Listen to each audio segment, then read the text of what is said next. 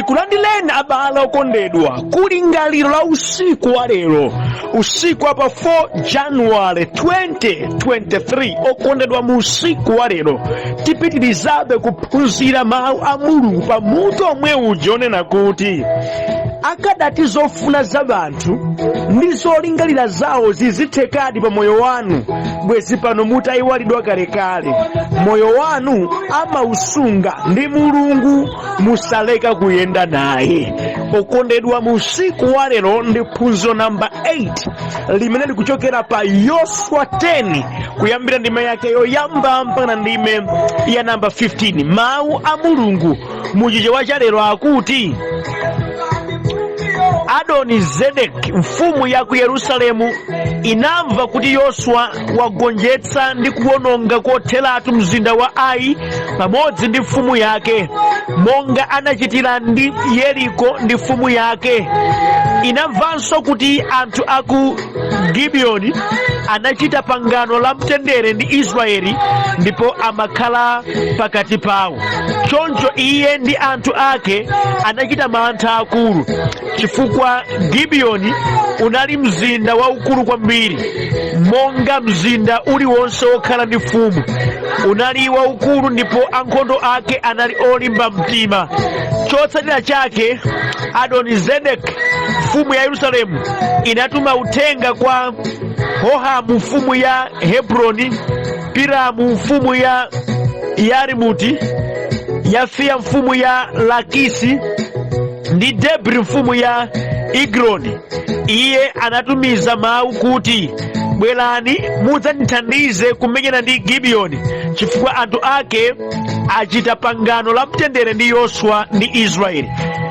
Mafumu asanu aja, Amori aja, mfumu ya Yerusalemu, mfumu ya Hebroni, mfumu ya Yarimuti, mfumu ya Lakisi ndi mfumu ya Egroni anagwirizana. Iwo anasonkhanitsa nkhondo awo nazungulira mzinda wa Gibiyoni ndi kuwuthira nkhondo. Koma anthu a Gibiyoni anatumiza uthenga kwa Yoswa ku msasa wa ku Giligala nati, musawataye anthu anu, bwerani msanga mudzatipulumutse, dzatithandizeni chifukwa mafumu a Amori ochokera ku dziko la kumapiri agwirizana kuti adzatithire nkhondo. Choncho Yoswa ananyamuka kuchoka ku Giligala ndi gulu lake la nkhondo pamodzi ndi anthu ake olimba mtima.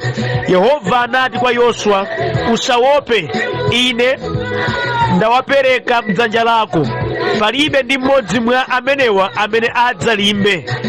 Atayenda usiku wonse kuchokera ku Giligala, Yoswa anawathira nkhondo mwadzidzidzi. Yehova anachititsa mantha adani aja atangoona gulu la nkhondo la Israeli. Choncho Aisraeli anagonjetsa Amori ku Gibiyoni ndipo anawathamangitsa mu msewu wopita ku Beti-Horoni ndi kuwapha m'njira yonse yopita ku Azeka ndi Makeda. Pamene ankathawa pamaso pa Israeli pa njira yochokera ku Beti-Horoni mpaka ku Azeka, Yehova anawagwetsera matalala akuluakulu kuchokera kumwamba, ndipo ambiri mwa iwo anafa ndi matalala kuposa amene anaphedwa ndi lupanga la Israeli. Pa tsiku limene Yehova anapereka Aamori m'manja mwa Aisraeli, Yoswa ananena kwa Yehova pamaso pa Israeli kuti, iwe dzuwa, ima pamwamba pa Gibiyoni, mwezi ima pamwamba pa chigwa cha Ayaloni. Choncho dzuwa linayima, mwezinso unayima mpaka dziko la Israeli litagonjetsa adani ake. Zimenezi zalembedwa m'buku la Yasari. Dzuwa linayima pamodzimodzi pakati pa thambo mlengalenga, osayendanso kwa tsiku la thunthu. Sipanakhaleponso tsiku ngati limeneli kuyambira kale, tsiku limene Yehova anamvera munthu. Izi zinatero chifukwa Yehova ankamenyera nkhondo Aisraeli. Kenaka Yoswa anabwerera pamodzi ndi Aisraeli onse ku misasa ku Giligala. Ameni. Okondedwa mawu a Mulungu amene tawerengawa, titsogozedwa ndi kulingalira kuonena kuti kusakasaka mtendere osati nkhondo kumasunga moyo ndi kuchulukitsira okuthandiza ndi okufunira zabwino. Ameni. Munthu ukamasakasaka mtendere osati timaudani, osati nkhondo, machitidwe amenewa ndi abwino chifukwa ndi amene amakuchulukitsira abwezi osati adani, ndi amene amakuchulukitsira wanthu amene amakufunira iweyo zabwino. Khalidwe lotero okondedwa limakupanga iyo kukhala munthu osasowa wanthu okuthandizira. Ayi, mtendere ndofunika. Tili ndi anthu ena amene amakanika kukhala bwino ndi anzawo, pena paliponse iwo amachita ukavuwevuwe. Inetu sinchero kwiya, inetu sindilibe thukoloko, ine za munthu sinlabada, ineyo ndine yolakwalakwa. Mukamanyadira zimene zizi ndimafuna ndikutsimikizireni ndinu munthu amene zeru zanu nzochepa. That's why kukhala ndi adani ambiri sikumakuphonyani, malingana ndi khalidwe lanu lachabe. Simufuna mtendere. Ayi, ndi okhawo okondedwa amene amameza matama wawo nafunafuna kukhala mu ubale ndi anzawo, naonanso ena ofunikira nayenda nawo limodzi, amene amathandizika ndi kukambiridwako zabwino. Ndi mtendere umene umapangitsa kuti wanthu adzikambirana zokoma, wanthu adzifunirana zabwino, wanthu azithandizana ndi mtima woona. Ameni. Pamene munthu uli ndi anthu ambiri okukonda, anthu okugwira dzanja sasowa mu nthawi yako yakakasi. Kamukumva inu kaya? Iweyo ngati uli ndi abwezi ambiri, nthawi yako yakakasi okugwira dzanja samasowa. Izi zilipangitse kuona ndi maso. Alipo anthu ena amene sakhoza kucheza bwino ndi wanthu, olokutadwa alokaona kuchipatala anthu ake mkumanjaku. Koma alipo wena amene amakhala bwino ndi wanthu, amacheza bwino ndi wanthu, kakangopezeka katsoka pa iwowo amachita kuchulukira wanthu, mochita kuphaphanga ngumbi wanthu owachitira chokoma, owafunira zabwino. Sikutchukanso tu ayi, koma ndi kukhala bwino ndi wanthu. Ameni. Kukhala bwino ndi wanthu. Ndimakumbukira za m'bale wina amene pena amaoneka ngati kuti ndi wodwala ndithu, mkaganizo ndi zochita zake, koma amakhala bwino ndi wanthu. Pamene ofika iye amangocheza ndi wanthu. Okondedwa, ndimati ndikambe, idafika nthawi adadwala, ambuye namtenga. Okondedwa, panabwera chigulu cha wanthu, ndipo mpaka lero tikadamusowa m'bale ameneyo chifukwa chonena kuti amangokhala bwino ndi wanthu. Papezeka iye kampa zandale, kampa gulu lotani, basi zimamachita iye nkungokhala bwino ndi wanthu, basi kumangowasangalatsa anthuwo. Analibe mavuvu kapena kuchita okondedwa, adagusa chinamtindi cha wanthu chimene chidasonkhana pa imfa yake. Mpaka lero ndikamaona ndimati kuti chisisi chake cha m'bale amenyali chiyani? Ndapeza kukhala bwino ndi wanthu. That's why achewa amati khalidwe ndi chuma, ndi chuma. Ndikamba ndi bena opanda khalidwe pano, mukudzitsekerezera mwayi wa moyo wanu, ndipo mukudzipangitsira kuti nkhondo pokufikani wanthu adzikusekani pwepwete. Masautso amene muzikumana nawo ndi amene azikhala mudyo wa zokambakamba kwa anthu amene inuyo mumatoza nkuwafunira zoyipa. Khalidwe ndi chuma. Ameni. That's why ndikukuthandizirani mu usiku wa lero, sakasakani kukhala mtendere ndi wanthu. Pena Paulo akuti ngati nkutheka monga mukhoza, khalani ndi mtendere ndi wanthu onse. Ameni. China chimene amayang'ana Paulo ndi chimenechi, kuti munthu ukakhala ndi mtendere ndi wanthu, okuthandiza sasowa, okufunira zabwino amachuluka, umakhala ndi ndidi chifukwa chakuti uli ndi abwezi ambiri okuzinga. Ameni. Mwa mawu a Mulungu amene tawerengawa, ndiopatsa chidwi kuti pamene Yoswa anali pa ulendo wake opita ndithu ukakhazikika mkadani, gulu lina la Gibiyoni litaona kuti ifeyo kuti timenyane naye Yoswa ndi Aisraeli zitivuta, bwanji tingopanga nzeru zakuti tipange nawo pangano la mtendere. Ndipo izi zinatheka, adapangana pangano la mtendere. Wena atamva kuti awayira pangano la mtendere zidakwiyitsa namata ife tisonkhana timena nawo. Okondedwa, pamene awa amati azikamenyana ndi Agibiyoni, Yoswa ndi Aisraeli adapita kukawathandiza. Pokathandiza Mulunguso nkuijoyina nkhondoyo mpaka na magulu aja amene asonkhana asanu, mafumu asanu kunena kuina maiko asanu adagonjetsedwa. Chidachitika nchiyani mkatikati mwa ndime mupeza kuti mtendere uwu udabala kuthandizana, udabala chionetsero cha chikondi, udabalanso thandizo la Yehova. Ameni. Mamawu amene tawerengawo okondedwa, tiphunziramo zinthu zinayi izi. Choyambirira, mukapeza m'moyo mwanu vanthu amene Mulungu akuwachitira chokoma, chanzeru chimene mungachite ndiko kupanga nawo ubale. Ameni. Mukapeza vanthu nganzeru, mukapeza vanthu pa iwo pali chisomo, mukapeza vanthu pa iwo ali ndi kuthekera, chanzeru chimene mungachite ndi kupanga nawo ubale, kuti muphunzireko inu za chimene chili mwa iwo aja. Izi nzosiyana kwambiri ndi mmene vanthu ena achidziko oyipa mtima amachita. Iwo amati akapeza vanthu amene mwa iwo muli chisomo, mwa iwo muli kuthekera, malo mokhala nawo bwino amayamba kuwanyoza nkumayipitsira mbiri nkumafunira zoyipa. Oterewa sathandizika. Okondedwa, chitsanzo cha Agibiyoni chotigwira mtima atazizindikira kuti mwa Israeli muli kuthekera kwina kumene ife tilibe. Awa wakukamba kwa zoona akhoza kutiononga ndi kutipweteka. Kulimbana nawo sitikwanitsa. Chimene tingachite ife, awa wakhala abale wathu. Akhala abale ngati nkuteteza, aziteteza ndife tomwe. Adapeza njira mpaka nadapanga nawo pangano. Ameni. Ndimene ndikambe mwa anthu amene Mulungu adawazungulitsira moyo wanu, ndipo anawapatsa kuthekera mwina kuposani. Mwa iwowa muli kenakake ndithu kamene mukhoza kupindulapo inuyo mutadzichepetsa.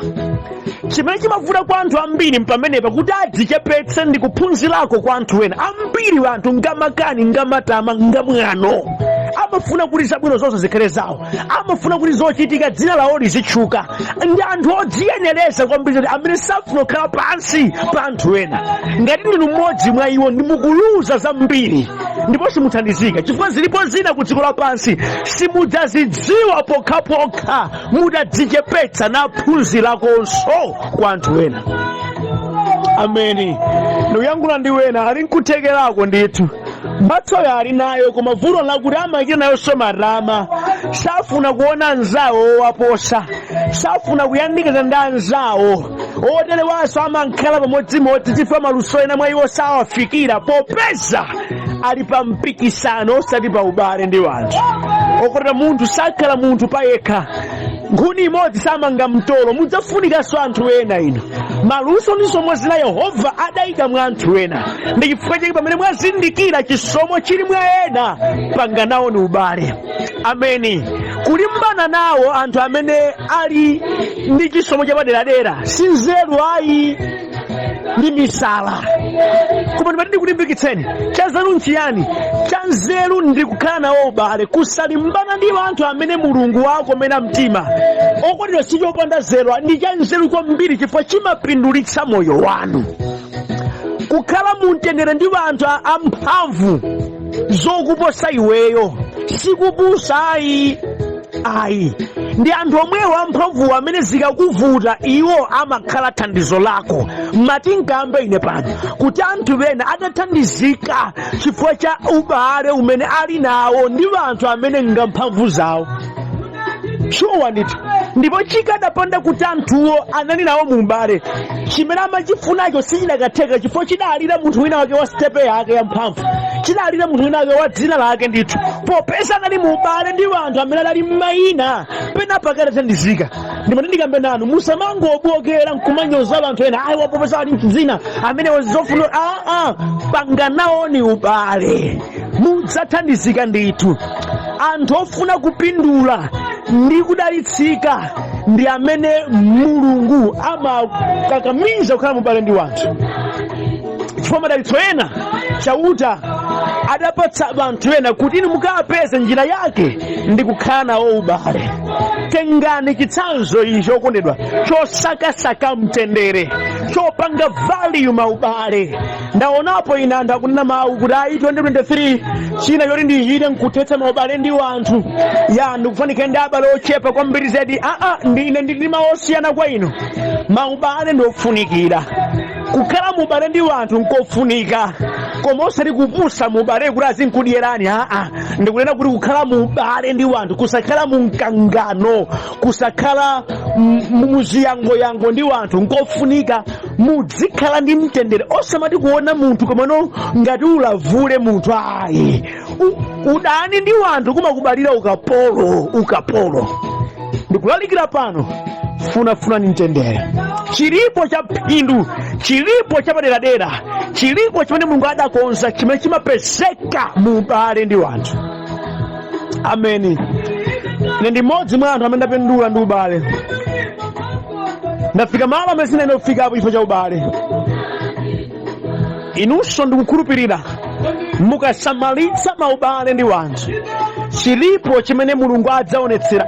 Alipo madalitso amene munthu umawapeza kamba ka ubale. Ameni. Agibiyoni anachang'ana chimenechi, naona kuti koma ubale ungofunika mpaka adapanga pangano ndi Israeli, ndipo adathandizika mnyengo yawo yakakasi. Ameni. Chachiwiri ndi chokondedwa, kaya zimakhala bwanji kuti wanthu ena akamva zabwino zimene zachitikira ena sakondwera? Kaya zimatani ka? Itamva mfumu ya ku Yerusalemu zakuti Agibiyoni ndi Aisraeli apanga pangano, zidayipira mpaka na iwo adambokapanga mauposo ndi wena. Okondedwa ndahamva kuti akuti aja wachita pangano ndi Israeli. Okondedwa ife tichite naone nowesa amene tete aonongeni basi, tete aononge. Izi zinthu zimene ambiri amachita malo mwakuti aone chingachitike nchiyani pa izi. Ayi ndithu odelewa ndi amene chauta amasakaza osati masewera. Amitima yotere yonene kuti akamva kena kake koma yosafufuza kuti kodi alakwa kapena okondwa apakhala bize kubokera ndi kupanga maplani ofuna kuononga zawena. Otelewa ndithu amaonongeka. Pangano la Gibiyoni ndi Aisraeli sidaokondweretse mafumu enawo. Ayi ndithu okondera matindi kapenanu maubale amene wanthu ena adali nawo, amene adawathandizira. Ena atamva ndi kuona kuti mwa awa athandizikapo, zidabwera ziwanthu zoyipa nkudzasokoneza moti wina wake amadandaula ndi kukamba pano kuti ubale wake ndi wina wake oti adakamuthandiza okondedwa udasokonera, adakadetserera kwambiri zedi. Ndikukambira zochitika wena amati akamva za ubale wina wake amafuna angobwera nkudzangoononga. Ndikambeko magawo awiri. Inu amene muli ndi mtima oti mkamva za wena ndikuona kuti awa ndi awa akamagwirizana akhoza kuchita bwino, akhoza kupita patsogolo, nkumakachita ngati ukavuwevuwe, chauta adzakulangani kwambiri andi simudzapita patsogolo.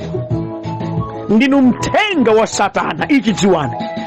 Ndikambeso ndinu ameneno mumamvera zizonse, dziwani kunja kuno kuti ziwanthu zabodza zimene zimatsekerezera wena mwayi. Mabwana tandimvani, inu anthu abwino kuti tandimvani, ameneno mukamagwirizana ndi wena opanda mayina, dzina zimamva kupweteka ndi zimabwera ndi mabodza awo kutsekereza kuti muleke kuachezera anthu aja kuti musamathandizenso. Ndimati kulangiza osamamtengekaso machita maveraverayi. Mudziwa lero kuti zilipo dzina ndi akavuwevuwe chabe zosafunira wena zabwino. Molingana mudamvako za wena amene adakutamizani inu nkulekati kuwathandiza, mudawalakwira. Yambasoni mchaka chino kuwathandiza uyu zimutsobole uyu chifukwa nchikavuwevuwe chimenechi. Mudzifufuza choonadi osamamkumva za mabodza. Ayi popeza kunja kuno anthu aliko amene amati akamva za ubwino wa china chake kwa wena sakondwera. Tawerenga mawu a Mulungu mfumu ya ku Yerusalemu itamva zakuti pali pangano pakati pa Gibiyoni ndi Israeli, idakwiya mpaka na yonso makapakaso mapangano ndi wena ofuna kuthana ndi pangano ili la Gibiyoni tili ngowamalize iwo. Amachitiranji pangano limeneli? Anthu achabechabe. Aliko anthu oterewa. Musamamtenge kumvera zizonse ayi. Kamundimva kaya. Okondo chachitatu ndichi. Ubale umene Mulungu amakondwera nawo ndi ubale umene vanthu amachita zokoma ngakhale mu nthawi yawo imene akuvutika. Ameni. Kunja kuno kuli maubale ambiri odyerana, maubale opwetekana, okawana ndithu okawana, maubale okawana ukhala ngati nthata pa galu basi. Ndikamba ine zoona. Ena ali ndi anzawo amangowapempha pamene winayo amati akavutika mmene opempha amathawira sungapeza. Oterewa alipo maubale omadyerana ndithu. Amamwera pakhomopo basi umadzangodyako umatengaso zina zosapemphaso ati ngoma suka zedi pakhomo natengakoso ichiso natengaso umati sungapemphe angapako pakhomo pano bwanji kuti maubale achabechabe opanga okukonda pamene zili bwino, koma munyengo imene iweyo wapeza vuto mmene amathawiranso pazithandize atipoti mpavuto. Oterewa aliko achikondi cha nkhwangwa wanthu aliko, koma Mulungu safuna ubale otero ayi. Pangano limene ana Israeli adachita ndi Agibiyoni likuonetsa kuti mukugwirizana kwa wanthu mudzikhala chikondi chenicheni. Atasautsidwa Agibiyoni akupereka uthenga kwa Israeli pachatuta pangano lakuyenda limodzi. Okondedwa, tasautsidwa kuno bwanji mubwere mudzatithandize, musatilekerere ife ndi abale wanu tsopano. Tamvani chimene akuchita Yoswa ndi ana a Israeli. Akulandira chimenecho ndipo akukonza ulendo opita ukawathandiza. Okondedwa, ndimatindika nanu abale banu mudzathandiza, abwenzi banu adzionakonso chikondi chanu. Musamangowafuna pa zanu zokha, ngakhale musautso mwawo inunso kapezekani. Ana a Israeli adalolera kuyenda usiku tsiku lonse chifukwa chofuna kukathandiza anzawo. Kuyenda duwa pansi usiku, Bible kuti atayenda usiku wonse amapita kuti amapita kokathandiza abale wawowa. Kulolera kumvako zopweteka chifukwa cha chikondi chimali nacho pa anzawo. Inunso mmatero kapena kwanu nkulandira basi. Umankonda munthu poti akupatsani, koma no akaliyeza mvula ndi uthawa mfoni yomwe sayimba nkomweso. Muli nzeru inu koma. Tamvani awa adalolera kuyenda wapansi. And number 2, adakamenya nkhondo ndi mafumu enawa kukayika miyoyo yawo pa chiswe kuti ngati nkufa tife bora tiyime naye Gibiyoni. Chikondi chozama chimene chikusowa pakati pa wanthu. Alipo ambiri amatha kuyendera limodzi koma sangafike pothandiza na mamulingo amene wayi. Alipo ena amadyera limodzi koma sangafike pothandiza na mamulingo amene wayi. Ndi chikondi kodi chimenecho? Ana Mulungu ndimvetsere, tinafunikira ndi chikondi chofika pamenepa chomathandiza vuto la wina lizikhalanso vuto chifukwa cha pangano limene lidapanga mwa Yesu Khristu. Ameni. Chokondana, chothandizana. Ine ndimati kukhala kwa ana a Mulungu titamakhala monga mmene mawu a Mulungu anenera. Okonda bwezi zinazi kulibe chifukwa chikondi, ubale umene timapanga chifukwa cha mtanda wa Yesu umaposa ubale ngakhale obadwa m'banja limodzi. Yesu amatilumikizitsa kolimba kuti tikhoza kumachitirana zokoma zote. Ndikwamba ndiwena pano amene mwathawa anzanu ena poti anzanu ali m'mavuto munkadya nawo dzana, ndinu munthu oyipa kwambiri zedi. Munafunika mulape ndi mupitirize mukayime naye m'bale wanu. Musamangomukonda zikama muyendera ayi. Wakuthandizani kwambiri waonetsani kutali lero singomwe muthawa chotera. Mulibe mzimu woyera ino. Mulibe uzimu. Ndi orere watu nanu sechalika umakola silaka ubakhudzika ngazenzena anthu achiphamaso. Ayi, mudzinkonda munthu pamtendere ngakhalenso pamavuto. Ameni. Okondedwa, mati udandaulireni. Musamango mukonda munthu poti mukupindulamo mwa iyeyo ayi. Chikondi chizikhala chachoonadi. Ameni. chimene Yoswa ndi Aisraeli akuonetsa chikondi chachoonadi, poti tapangana kuyendera limodzi mutendere ndi m'mavuto, poti wasautsidwa nzovuta inde koma tiyenda nawo. Chikondi chotere chizikhala m'mabanja okondedwa, osati kumangokhala ngati okondedwa poti wina asali pavuto akapeza vuto nkumthawa. Ayi, yendani limodzi. Chikondi chizikhalapo maubwezi, chikondi chizikhalapo okondedwa mu mpingo wa Ambuye, chikondi chikhalepo ma ministries, chikondi chikhalepo m'midzi, chikondi chikhalepo m'mizinda mu dziko lathu lino. Tisayiwale ndife ana a Mulungu. Chikondi chotere chizikhalapo. Ameni. Chotsiriza okondedwa, dziwani kuti Mulungu amakhalabe mbali ya ana wake mu nyengo zonse, amawathandiza kuti apambane. Ameni. Mulungu amakhalabe mbali ya ana wake nthawi zonse, ndipo amawathandiza kuti ana akewo apambane. Mulungu adamulimbikitsa Yoswa, pita ndikayima nawe kumeneko, ndipo palibe wa iwo ngakhale alipo chigulu amene akalimbe pamaso pako. Ayi, pitani. Ndipo atapita adakapeza moti zimutani kwamba kuakantha. Yehova adalowerera nkhondo imeneyi, mmene amathandizira nkuti Baibulo linena kuti akuwakantha adaniwo, Mulungu adambogwetsa mvula ya madalawa, ndipo madalawa anali akuluakulu amene tageti yawo inali pa adani okhaokhawo. Ndipo Baibulo likuti anthu amene adaphedwa ndi madalawo anali ambiri kuposa amene Aisraeli adawagonjetsa. Yehova kuamenyera nkhondo. Ndimatindikambira anu nonse amene mmalimbana ndi anthu amene chauta wakomera mtima, Yehova amakhalabe mbali ya ana wake, ndipo amawathandiza mwa njira ina iliyonse ana a Mulunguwo kuti apambane.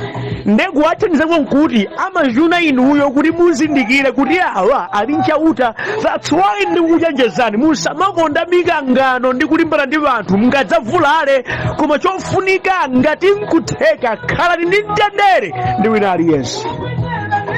Ameni. Kanthu kena ngakuti aonani kumthandizira Yoswa ndi Aisraeli nkuti Yoswa atapemphera kuti tikufunika nthawi yambiri ife kuti timenye nkhondo imeneyi. Bwanji Mulungu mulole dzuwa liyime lisayende yayi, mwezi usayende yayi, tsiku litalike, ndipo kumwamba kudamvera. Baibulo likuti sikudachitikekonso kotereko kuti Mulungu adamvera munthu nayimitsa dzuwa, ndipo tsiku lalitali chotere kuti sikudapezekekonso ku dziko lapansi. Kumene kukudali kuwathandiza. Mulungu amachita zozizwa mnyengo ina iliyonse ya ana wake kuti awathandize. Wena amadabwa kuti kudawo tinapanikiza nanga satheka bwanji kuti awonjoke, awawa tinapangira zoyipa, satheka bwanji kuti mbiri yawo izikupita kutsogolo, ife apa tinatsekereza bwanji adutsabe. Yehova amachita nkana zozizwa kuti athandize ana wake, chifukwa iye amakhalabe mbali ya ana wake. Ameni.